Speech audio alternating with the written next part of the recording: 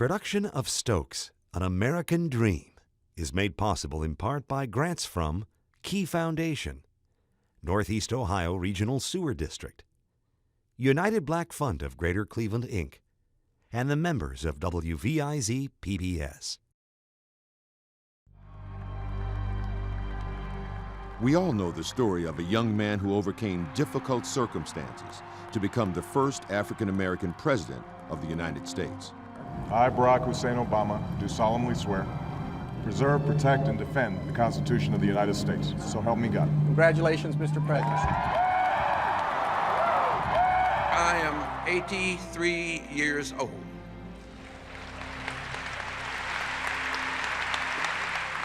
You provided me and many in this nation the opportunity to see something that we thought we would never in our lifetime see. The president knows that his achievements wouldn't have been possible if it hadn't been for two brothers from Cleveland named Stokes. He said to me, "I'm here because of you and your brother." And I said, "Thank you." He said, "No, I really mean that."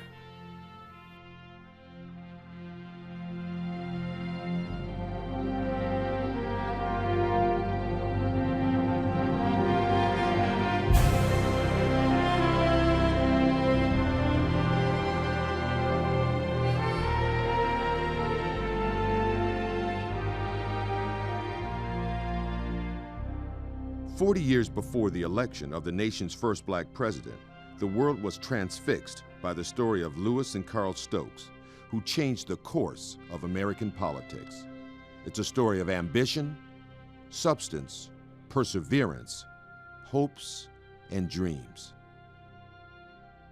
One would become Ohio's first African-American representative to the United States Congress.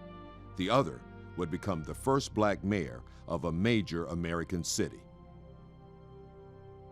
How is it that Lou and Carl Stokes, two brothers from the housing projects of Cleveland, had such a profound impact on American politics?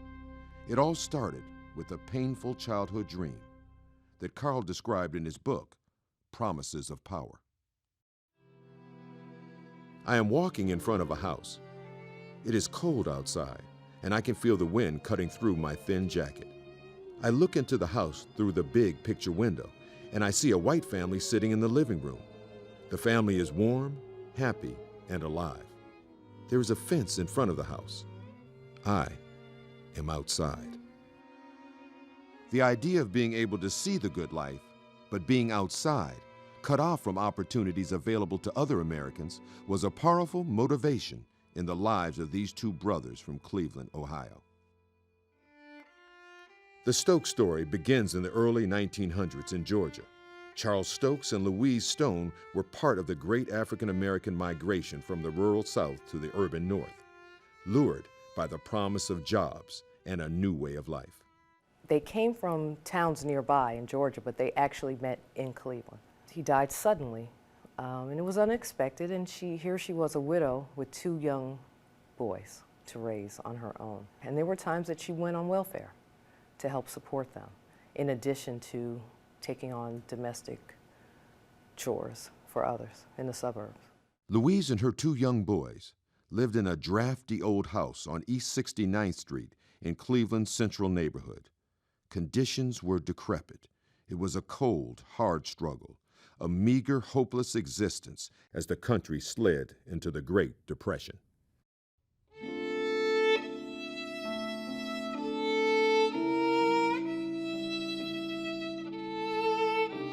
They had newspapers in the slats in the siding to keep the wind out. They would warm bricks in the stove and wrap them in towels and newspaper to keep them warm at night under the covers.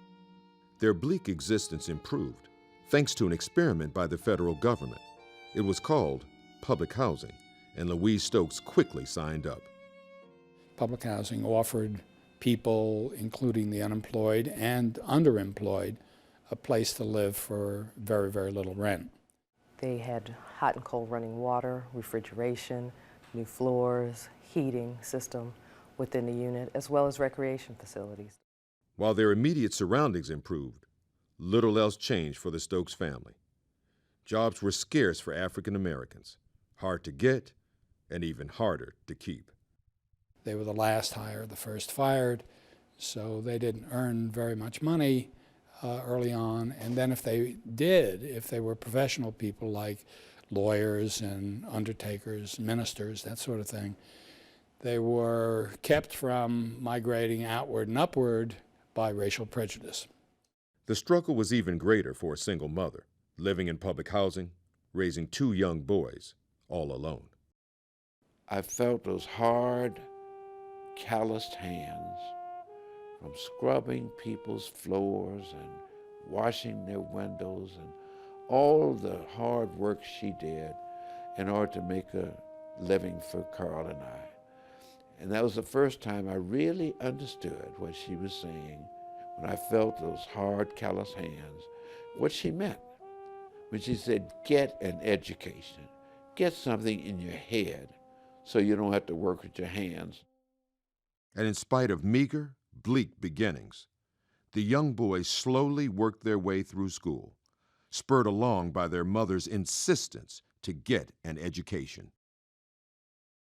After high school, Lou and Carl entered the Army, where they experienced the irony of defending their country within a segregated military. Such inequities would only fuel their dreams for change.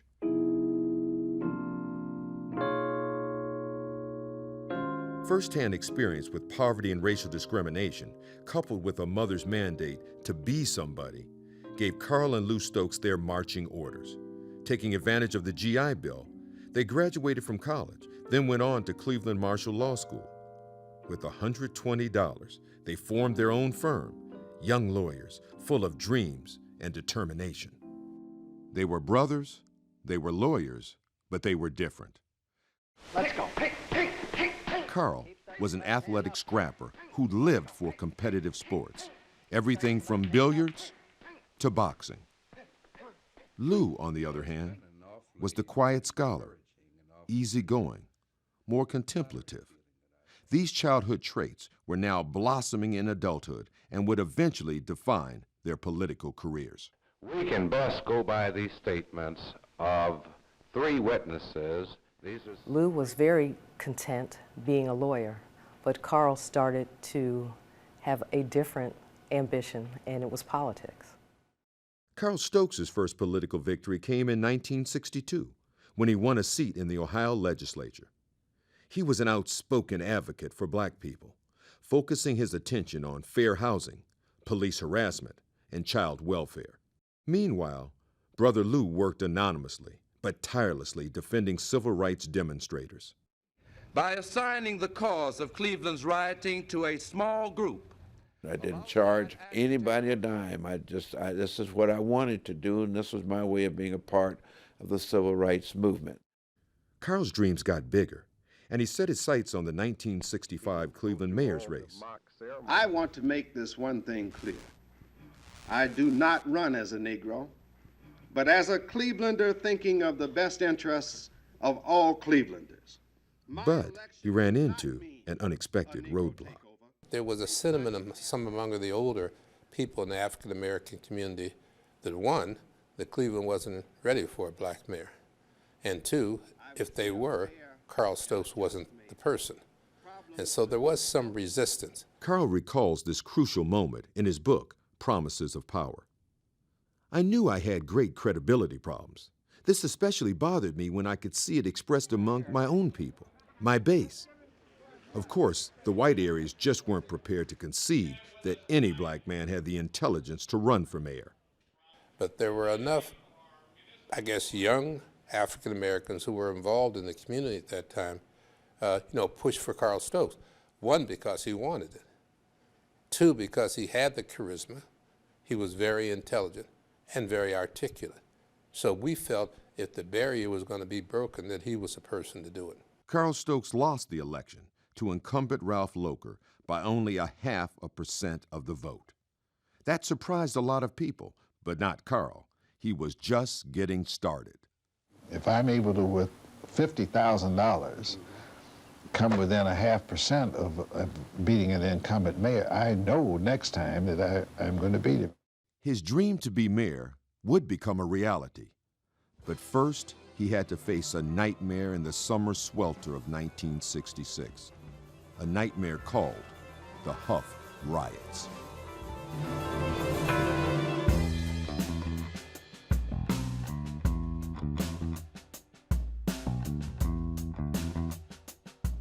In the mid-1960s, decades of segregation and economic oppression exploded into rioting all across the United States. In July of 1966, rioting erupted in Huff, a neighborhood on Cleveland's east side. Mike Roberts was a newspaper reporter. There were 4 people killed, I believe, in this riot. There was a lot of looting, a tremendous amount of looting. And it went on for 3 or 4 days, and they called in the National Guard. And it was a real wake-up call here. It was a situation which brought people together in Cleveland, white and black, and said, we're going to have to attack the problems that caused this riot. So you saw for the first time white businessmen meeting with African-American leaders and trying to relate to and deal with the problems which in their mind brought about the Huff Riots. In his memoirs, Carl asserts that politically, the Huff Riots actually helped him. The mood of the city was a mixture of futility and fear of the niggers. Curiously enough, that made me obviously the most desirable candidate. I was better known than any politician in the county. In the backs of their minds, those white men believed that if they put me out front, they would be buying off the ghetto. We organized precinct by precinct with precinct captains, and we started identifying people in the area so we knew who was registered and who was not registered.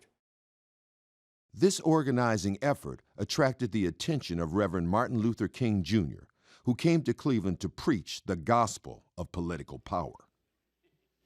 Any man or woman who does not cast his or her vote for Carl Stokes needs his head examined.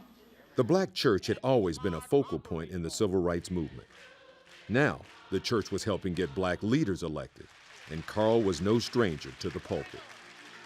When he came in, that smile was majestic and magnanimous, and coming down the aisle, you'd see him shaking hands and little ladies who were hugging him and loving him because he represented all of the hopes. We're talking about hope in the Obama days, but Carl Stokes represented that kind of hope that African Americans had not participated in.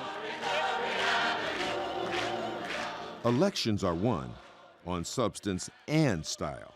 Carl had both.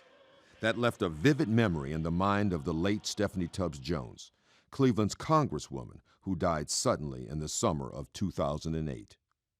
He was a gorgeous African-American male, and in addition to being good-looking, he had a way about him that anyone would say he was eloquent. One night on the west side, actually it was in the afternoon, going with Carl to visit a women's group in which he totally mesmerized these women. They're all white. He was charming. He was unbelievable. Answered all their questions. Said to them, don't vote for me as a black man. Don't consider me that way. Or don't vote for me at all. And he was absolutely brilliant. And that was his best. That's where he was best. And on November 7th, 1967, by a margin of less than 2,000 votes, Carl Burton Stokes was elected the first African-American mayor of a major U.S. city. At the time, Cleveland was the 8th largest city in the nation, with a black population of just 37%. There was such a great feeling in the city. I mean, people really thought that we had taken a giant step forward. If you went downtown Cleveland the day after the election, 2 or 3 days after the election, I mean, white people would walk up to you and shake your hand, and say, congratulations, or even those who probably voted against Stokes or against Stokes, they recognized the fact that this was a history-making event and that Cleveland was at the forefront of making it happen. Sort of put Cleveland on the map. To win Cleveland was like a real big urban victory. I mean, Carl instantly became a national, international hero. Just a few months after taking office, Carl Stokes' ability to lead in the midst of the civil rights movement was put to the test. With the cheers of victory still echoing in the distance, Martin Luther King Jr. was assassinated. I remember it distinctly, and I remember the fact that he made a decision that he had to walk the streets with the police department to try and keep the calm. Virtually every major city blew up after King's death because here it is, white folks have killed our leader. But Cleveland didn't have a riot, and specifically because Stokes was connected to the various elements in the community that would have started racial trouble. Hold the signs up. Keeping the peace helped Stokes get backing from the business community for an ambitious multi-million-dollar social program called Cleveland Now, an initiative aimed at building housing, daycare and recreation facilities, and creating jobs. So there was a period of hope, and there was a period when people felt that Cleveland probably was on the move and probably expected too much of Carl Stokes. And then, of course, the Glenville riots occurred. Rioting broke out in Cleveland's Glenville neighborhood in July of 1968 after a confrontation between police and a black nationalist group led by a local activist named Ahmed Evans. The militants were based in an apartment, fortified with high-powered weapons that some say were illegally purchased with Cleveland Now funds. I remember smoke kind of waffling through the community in the breeze. I remember people moving very swiftly, very fast, and I can remember the fear, the rampant fear on the faces of people. There was a shootout that took place July 23rd, 1968 between members of Evans' organization and Cleveland Police Department, and 3 white police officers were killed. And in many ways, that was sort of the end of the honeymoon for Stokes. With the Glenville shootout, it was very apparent that the mayor could not provide the business community with the stability of a, guaranteed fire insurance, so to speak. The business community ran for the exits. Then came another layer of controversy. Carl Stokes decided to remove all white police officers from the riot scene and replace them with black community leaders. Are you suggesting that perhaps the police were at fault for last night's disturbance? No, sir, I'm not suggesting any such thing. We know that this is a problem primarily in the black community, and the black leadership wants to handle their own problems. Cleveland, the police department at that time, never forgave him for that. Even so, Carl Stokes went on to serve 2 terms as Cleveland's mayor. 4 years of leadership marked by controversy and progress. He persuaded the Department of Housing and Urban Development to release urban renewal funds that had been frozen for years. He was instrumental in passing the Equal Employment Opportunity Ordinance, which required firms doing business with Cleveland to increase their minority employment programs. At his urging, voters increased spending for schools, welfare, street improvements, and they passed a $100 million bond issue to clean up water pollution. And while Carl was busy being mayor, his brother Lou was preparing to make his own history.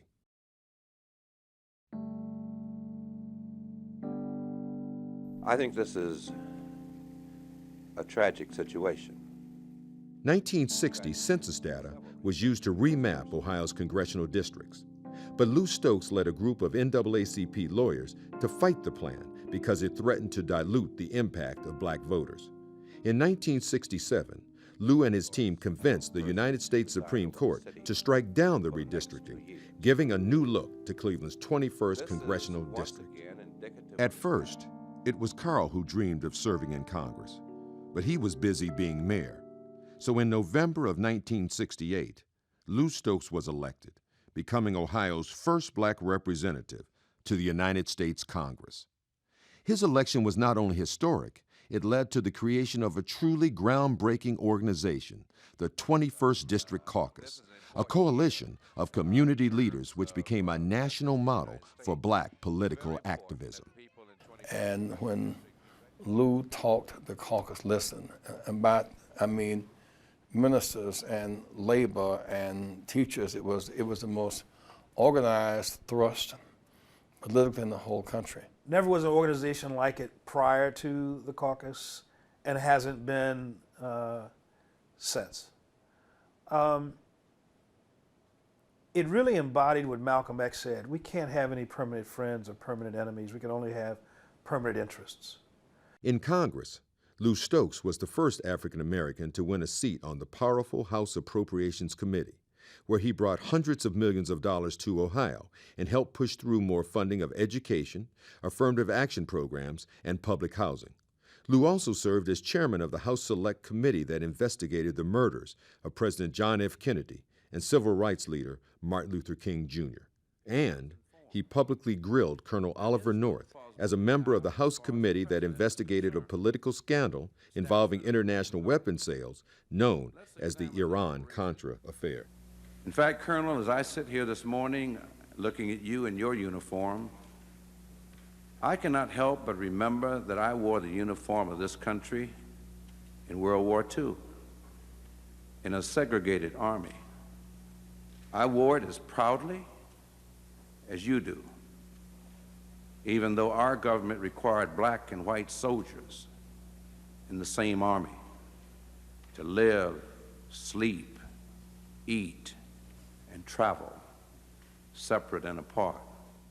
Lou Stokes was a founding member of the Black Congressional Caucus and served 2 consecutive terms as its chairman.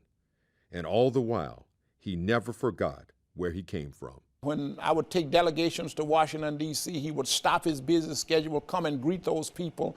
I have pictures in my office where Lou would stop his busy schedule on the House floor to come out to meet his constituents and be gracious in the process, always gracious, always extending his hand of help and trying to help somebody. Ed Gleason's Gem in the Bronx. This is Carl Stokes for WNBC TV, hoping to see you tomorrow evening. Carl Stokes left office in November of 1971 and began a new career as a broadcast journalist for the NBC affiliate in New York City. In 1983, he returned to Cleveland and was elected municipal court judge.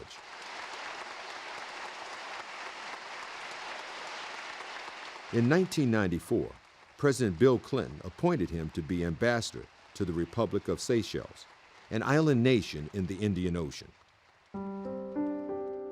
2 years later, Carl Stokes succumbed to cancer and died at the age of 68. On my tombstone, they'd have to have it written, he fought, never gave up. May not have won, but he fought a good fight.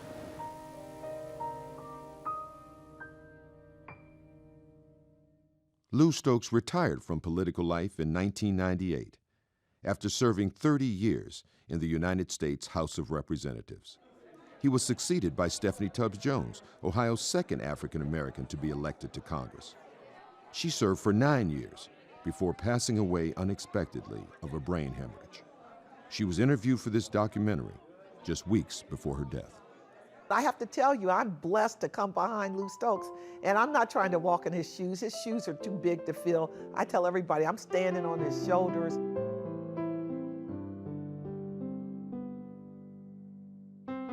They were two of the most, are most selfless, committed individuals, unflinching.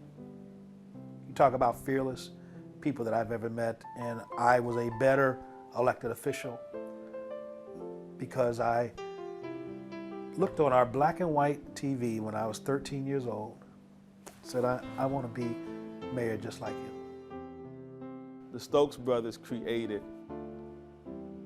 they laid the groundwork basically for the development of a black political culture. One occupying City Hall, the one operating in DC and Congress. And it was unprecedented. And I think people came to Cleveland and saw how it got done. It's not just a Cleveland story. It's not just an African-American story. It's an American story, and it cuts across the whole entire country. And it resonates, I think, in every hollow of our history. Well, my greatest hope is that young people they'll be able to say to themselves, I'm as good as Lou Stokes. I'm as good as Carl Stokes. In fact, I'm probably better than Lou Stokes and Carl Stokes. And that means then that I can now be anybody I want to be.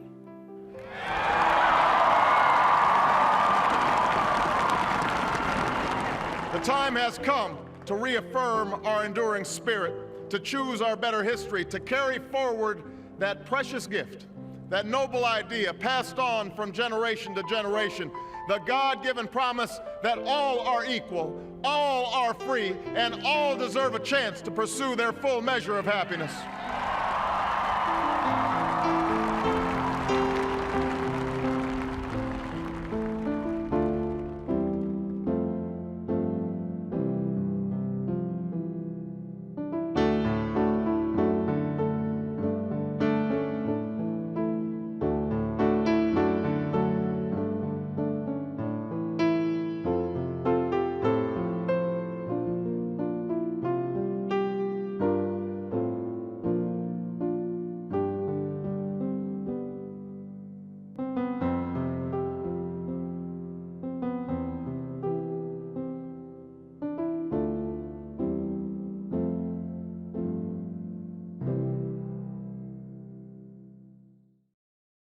Production of Stokes, An American Dream is made possible in part by grants from Key Foundation, Northeast Ohio Regional Sewer District, United Black Fund of Greater Cleveland, Inc., and the members of WVIZ PBS.